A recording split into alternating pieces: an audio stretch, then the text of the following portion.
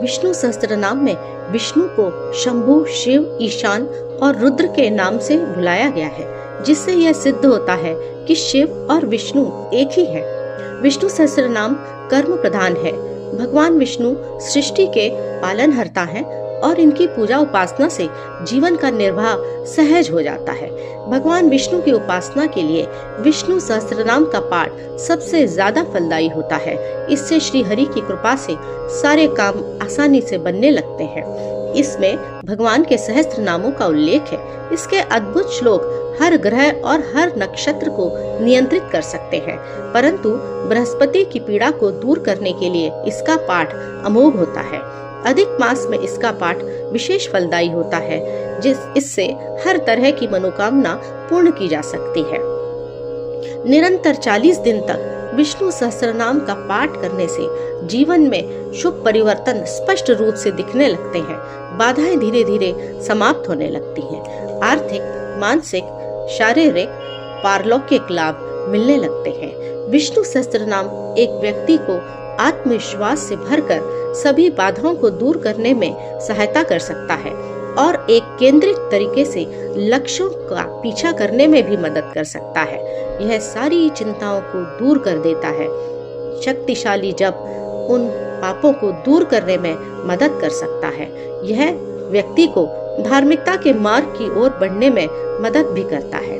विष्णु सहस्त्रनाम एक बहुत ही अलौकिक स्तोत्र है। इसमें भगवान विष्णु के 1000 नामों का संकलन है। इस अनुपम स्तोत्र के पठन से अनेक लाभ होते हैं।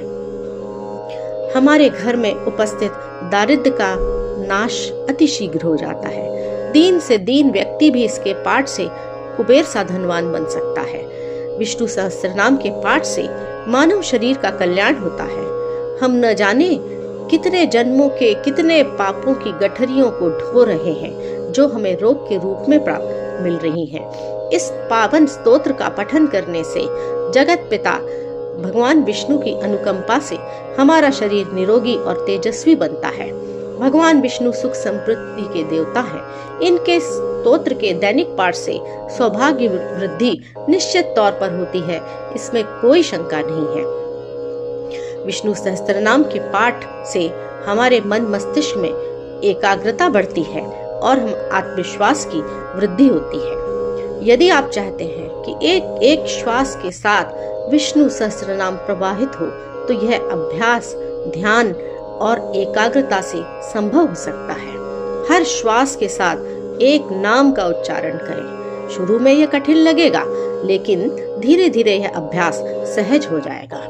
या किसी मध्यम स्वर में जाप करें, जिससे ध्वनि कंपन मन मस्तिष्क में गूंजे। जितने भी देवी देवता हैं, वो एक तरंग ही तो है, ऐसा वेद कहते हैं।